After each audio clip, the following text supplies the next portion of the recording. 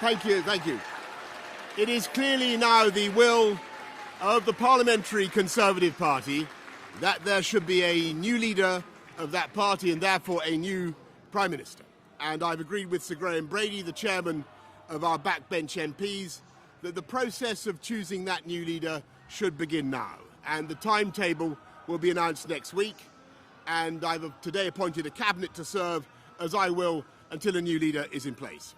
So I want to say to the millions of people who voted for us in 2019, many of them voting Conservative for the first time, thank you for that incredible mandate, the biggest Conservative majority since 1987, the biggest share of the vote since 1979. And the reason I have fought so hard in the last few days to continue to deliver that mandate in person was not just because I wanted to do so, but because I felt it was my job, my duty, my obligation to you to continue to do what we promised in 2019. And of course, I'm immensely proud of the achievements of this government, from getting Brexit done to settling our relations with the continent for over half a century, reclaiming the power for this country to make its own laws in Parliament, getting us all through the pandemic, delivering the fastest vaccine rollout in Europe, the fastest exit from lockdown, and in the last few months, leading the West in standing up to Putin's aggression in Ukraine. And let me say now to the people of Ukraine that I know that we in the UK will continue to back your fight for freedom for as long as it takes. And at the same time, in this country, we've been pushing forward a vast programme of investment in infrastructure and skills and technology, the biggest in a century, because if I have one insight into human beings, it is that genius and talent and enthusiasm and imagination are evenly distributed throughout the population, but opportunity is not. And that's why we must keep levelling up, keep unleashing the potential of every part of the United Kingdom. And if we can do that in this country, we will be the most prosperous in Europe. And in the last few days, I've tried to persuade my colleagues that it would be eccentric to change governments when we're delivering so much, and when we have such a vast mandate, and when we're actually only a handful of points behind in the polls, even in mid-term after quite a few months of pretty relentless sledging, and when the economic scene is so difficult domestically and internationally. And I regret not to have been successful in those arguments, and of course it's painful not to be able to see through so many ideas and projects myself. But as we've seen at Westminster, the herd instinct is powerful, and when the herd moves, it moves.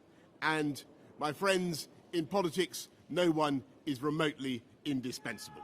And our brilliant and Darwinian system will produce another leader equally committed to taking this country forward through tough times, not just helping families to get through it, but changing and improving the way we do things, cutting burdens on businesses and families, and yes, cutting taxes, because that is the way to generate the growth and the income we need to pay for great public services. And to that new leader, I say, whoever he or she may be, I say I will give you as much support as I can. And to you, the British public, I know that there will be many people who are relieved, and perhaps quite a few who will also be disappointed. And I want you to know how sad I am to be giving up the best job in the world. But them's the breaks.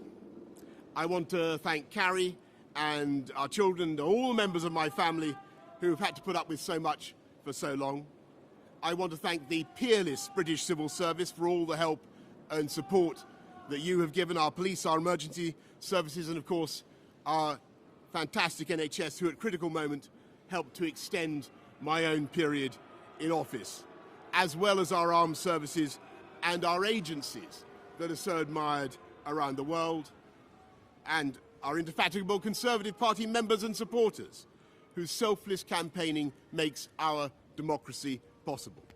I want to thank the wonderful staff here at Chequers, here at Number 10, and of course at Chequers, and our fantastic prop force detectives, the one group, by the way, who never leak. Above all, I want to thank you, the British public, for the immense privilege that you have given me. And I want you to know that from now on until the new Prime Minister is in place, your interests will be served and the government of the country will be carried on. Being Prime Minister is an education in itself. I've travelled to every part of the United Kingdom, and in addition to the beauty of our natural world, I've found so many people possessed of such boundless British originality and so willing to tackle old problems in new ways that I know that even if things can sometimes seem dark now, our future together is golden. Thank you all very much. Thank you.